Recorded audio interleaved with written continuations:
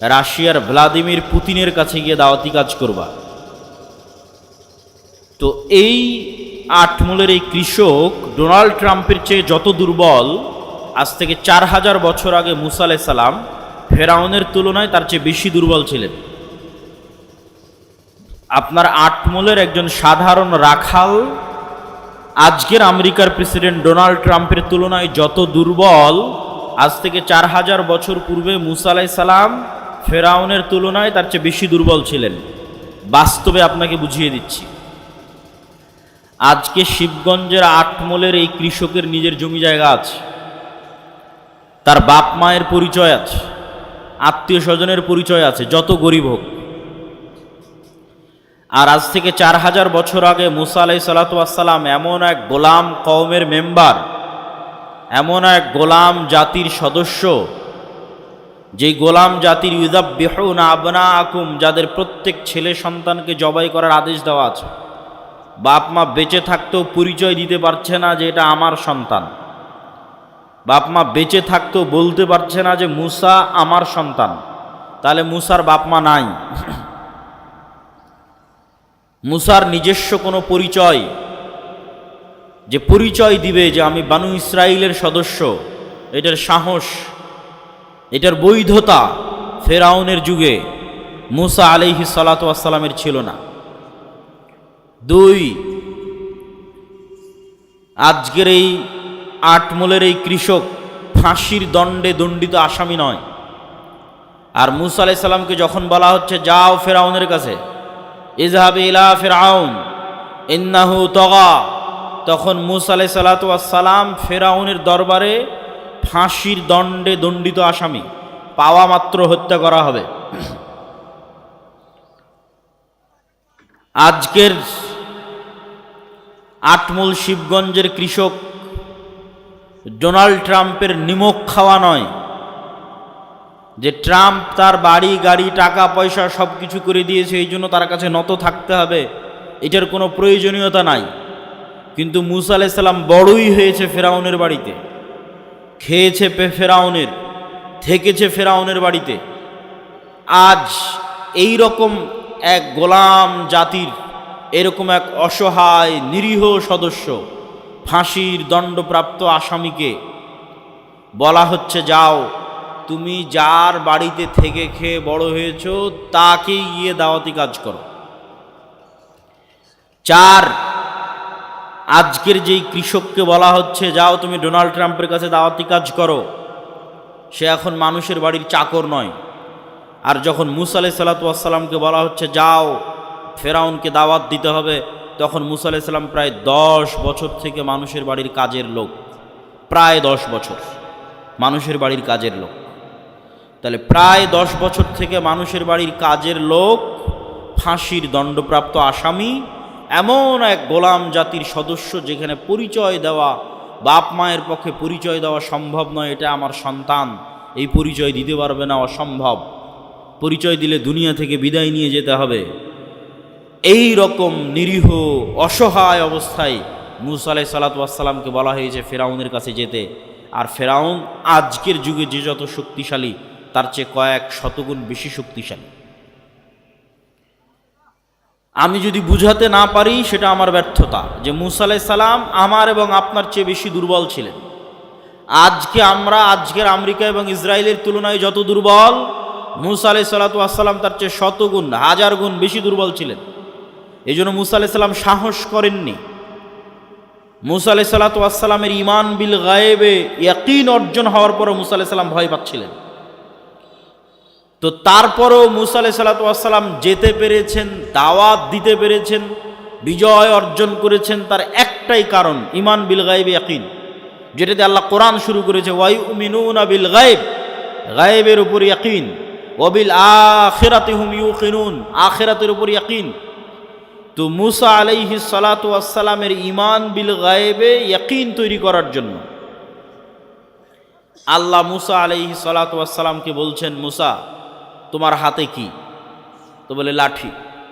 আল্লাহ যদি বলতেন মুসা যে জান্নাত থেকে একটা স্পেশাল লাঠি নিয়ে এসেছি, ম্যাজিক্যাল লাঠি, এই লাঠি তুমি ছাড়লে সাপ হয়ে যাবে, তাহলে মুসা আলাইহিস সালামের ঈমান বিল গায়বে ইয়াকিন অর্জিত হতো না।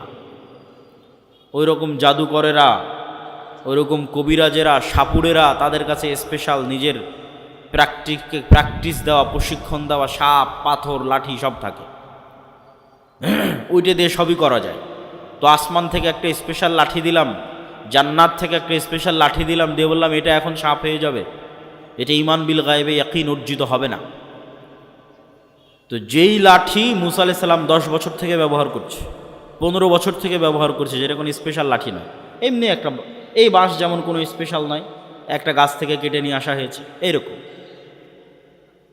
তো মুসা কি, তো লাঠি, কি করো, গাছের পাতা পাড়ি, গর্ত সামনে আসলে লাফ দিয়ে পার হয়ে যায়।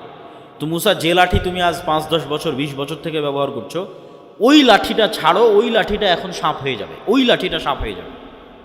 আমার পক্ষ থেকে দেওয়া কোনো স্পেশাল লাঠি নয়, তোমার হাতে যেটা তুমি ব্যবহার করছো দীর্ঘদিন থেকে, ওটা সাপ হবে, যাতে তোমার ঈমান বিল গায়বে ইয়াকিন অর্জিত হয় যে চোখে যা দেখা যায় তাই সব কিছু নয়, এর বাইরেও এমন একজন সত্তা আছে, ওহুয়া আলা কুল্লি শাইইন কাদির, যিনি সকল কিছুর উপর ক্ষমতাবান। তো মুসা আলাইহিস সালাতু ওয়াস সালামের অন্তরে ঈমান বিল গায়বে ইয়াকিন অর্জিত হলে তবে মুসা আলাইহিস সালাতু ওয়াস সালাম কল্পনা করতে পারবে, বিশ্বাস করতে পারবে, ঈমান রাখতে পারবে যে ফেরাউন যত শক্তিশালী হোক, তার সাম্রাজ্য ধূলিকণার মতো, তার সাম্রাজ্য পিঁপড়ার চেয়েও দুর্বল, ধূলিকণা বালিকণার চেয়েও দুর্বল। এই বিশ্বাস ততক্ষণ অর্জিত হওয়া সম্ভব নয় যতক্ষণ না মুসার কালবে ঈমান বিল গায়বে ইয়াকিন অর্জিত না হচ্ছে। তো ঈমান বিল গায়বে ইয়াকিন অর্জিত হওয়ার পরেও মুসা আলাইহিস সালাম ভয় পাচ্ছেন, বলছে আল্লাহ একাই যেতে ভয় লাগছে, সাথে আমার ভাইকে দেন, আমার মুখের জড়তা আছে, এই জড়তা দূর করে দেন। রব্বিশ রাহলি সদরি ওয়ায়াসসির লি আমরি ওয়াহলুল উকদাতাম মিন লিসানি ইয়াফকাহু কওলি।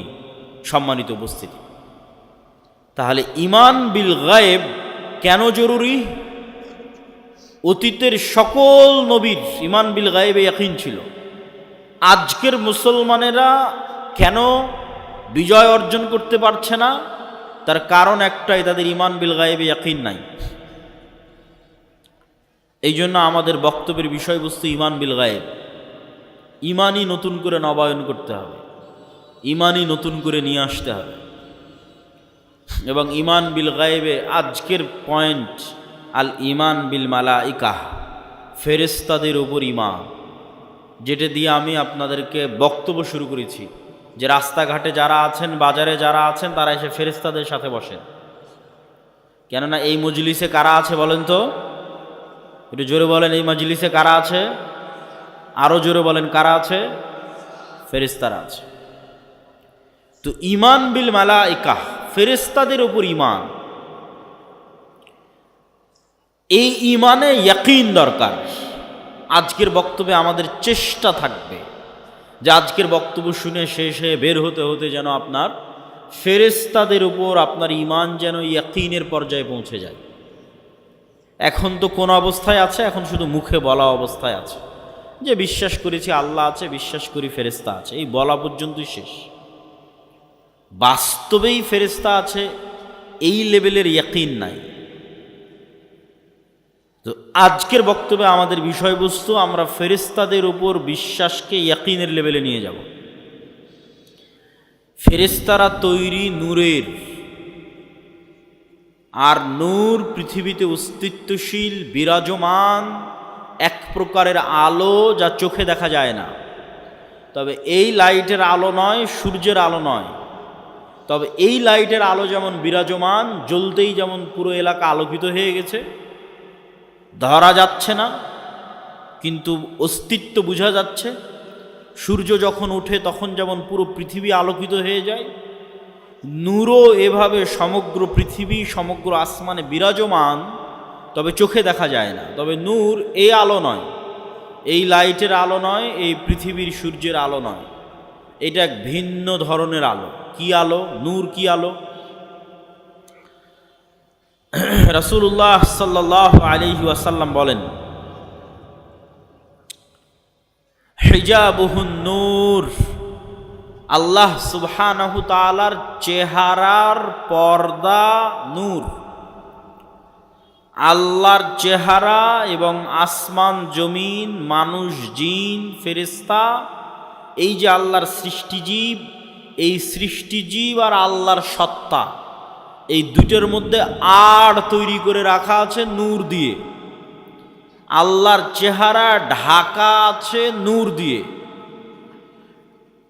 লাউ কাশাফাহু, যদি এই নূরকে সরিয়ে নেওয়া হয়, যে নূর আসমান জমিন এবং সর্বত্র বিরাজমান, এই নূরকে যদি সরিয়ে নেওয়া হয়, লা আহরাকাত সুবহাত ওয়াজহি, তাহলে আল্লাহ সুবহানাহু তাআলার চেহারা প্রকাশ পেয়ে যাবে। আর আল্লাহ সুবহানাহু তাআলার চেহারা যদি প্রকাশ পেয়ে যায়, তাহলে আল্লাহর চেহারার তাজাল্লিতে আসমান জমিন জ্বলে পুড়ে ছারখার হয়ে যাবে। তো এই জন্য আল্লাহর চেহারা ঢাকা আছে নূর দিয়ে। রাসূলুল্লাহ সাল্লাল্লাহু আলাইহি ওয়াসাল্লাম আর এক হাদিসে বলেন, আব্দুল্লাহ বিন আব্বাস রাদিয়াল্লাহু তাআলা আনহু থেকে বর্ণিত, আল্লাহুম্মা আউযু বিনূরি ওয়াজহিকাল্লাযী আশরাকাত লাহুদ-দুলুমাত, হে আল্লাহ, আপনার নূরের মাধ্যমে পরিত্রাণ চাচ্ছি, যেই নূর দিয়ে আসমান জমিনের সকল অন্ধকার আলোকিত হয়েছে। ওয়াসালুহা আলাইহি আমরুদ দুনিয়া ওয়াল আখিরাহ, যেই নূরের উপর আসমান জমিনের সকল কাজ নির্ভরশীল। যেই নূর দিয়ে আসমান জমিনের সকল অন্ধকার আলোকিত হয়েছে, যেই নূরের উপর আসমান জমিনের সকল কাজ নির্ভরশীল, সেই নূর দিয়ে আপনার কাছে পরিত্রাণ চাচ্ছি। আব্দুল্লাহ বিন মাসউদ রাদিয়াল্লাহু তাআলা আনহু বলেন, লাইসা ইনদা রাব্বিকুম লাইলুন ওয়া নাহার নূরুস সামাওয়াতি ওয়াল আরজি মিন নূরি ওয়াজহি, তোমাদের রাত দিন আছে, আল্লাহর কাছে কোনো রাত দিন নাই। তোমাদের সময় আছে, আল্লাহর কাছে কোনো সময় নাই। আল্লাহ সুবহানাহু ওয়া তাআলা সময়েরও ঊর্ধ্বে, রাত দিনেরও ঊর্ধ্বে। নূরুস সামাওয়াতি মিন নূরি ওয়াজহি, আসমান জমিনের আলো আল্লাহ সুবহানাহু তাআলার চেহারার নূরের প্রভাবে প্রভাবিত। আল্লাহ সুবহানাহু ওয়া তাআলা নিজেও কোরআন মাজিদে বলেছেন, আল্লাহু নূরুস সামাওয়াতি ওয়াল আরজ, আল্লাহ হচ্ছেন আসমান এবং জমিনের নূর। সম্মানিত উপস্থিতি, তাহলে নূর পৃথিবীতে অস্তিত্বশীল বিরাজমান এক প্রকারের আলো। এই নূরের সাথে সংশ্লিষ্ট আরও কয়েকটি কথা।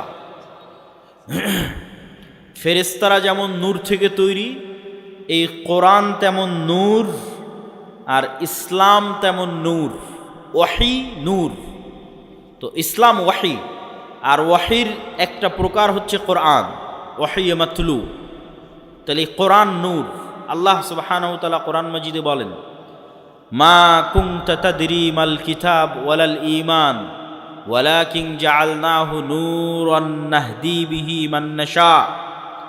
হে আল্লাহর নবী, আপনি জানতেন না ঈমান কাকে বলে, কিতাব কাকে বলে, তবে আমি আল্লাহ এটাকে নূর বানিয়ে দিয়েছি। এই নূর দিয়ে আমি যাকে ইচ্ছা তাকে পথ দেখাই। আর ইসলাম নূর, ইউরিদুনা লিউতফিউ নূর আল্লাহ ওয়াল্লাহু মুতিম্মু নূরিহি ওয়ালাউ কারিহাল কাফিরুন। পৃথিবীর কাফের মুশরিকরা ফু দিয়ে আমার নূরকে নিভিয়ে দিতে চায়, আর আমি আল্লাহ আমার নূরকে সমগ্র পৃথিবীতে প্রতিষ্ঠিত করবই করব। কাফের মুশরিকরা অপছন্দ করলেও সেই নূর হচ্ছে ইসলাম। আল্লাহু মুতিম্মু নূরিহি, আল্লাহ তার নূরকে পূর্ণতা দান করবেন তথা জমিনে প্রতিষ্ঠিত করে ছাড়বেন তার নূর। তাহলে কি কি গেল? ফেরেশতা নূরের তৈরি, কোরআন নূর, ইসলাম নূর। এবার 4 নাম্বার, আমার এবং আপনার সৎ আমল নূর তৈরি করে। আমার এবং আপনার সৎ আমল নূর তৈরি করে।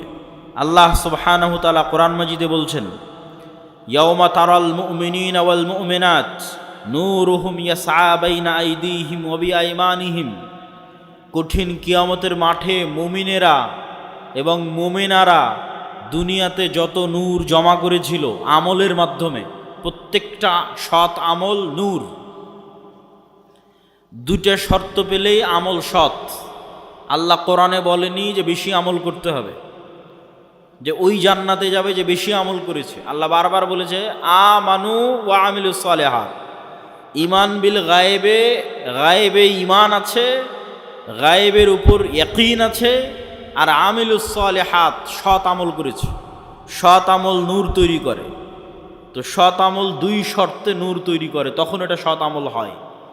এক, যদি হৃদয়ে ইখলাস থাকে, তাহলে ইখলাস পাওয়া মাত্রই নূর তৈরি হওয়া শুরু হয়ে যায়। দুই, আমল যদি গায়েবের সাথে মিলে যায়। প্রত্যেকটা আমলের ফরম্যাট গায়েবে নির্ধারিত, যেই ফরম্যাট ওহির মাধ্যমে আল্লাহ রাসূলের কাছে পাঠিয়েছে। গায়েবে নির্ধারিত ফরম্যাটের সাথে না মিললে আমল কবুল হবে না, আমলে নূর তৈরি হবে না। তো গায়েবে নির্ধারিত ফরম্যাটের সাথে মিলাতে চাইলে কাকে দেখতে হবে? মুহাম্মদ সাল্লাল্লাহু আলাইহি ওয়াসাল্লামকে। কেননা গায়েবের ওই ওয়াহি, ওই জ্ঞান মুহাম্মদ সাল্লাল্লাহু আলাইহি ওয়াসাল্লামকে দেওয়া হয়েছে। তাহলে মুহাম্মদ সাল্লাল্লাহু আলাইহি ওয়াসাল্লামের আমলের সাথে যখন আমল হুবহু মিলে যাবে, মানে ওটা গায়েবের ফরম্যাটের সাথে হুবহু মিলে গেছে।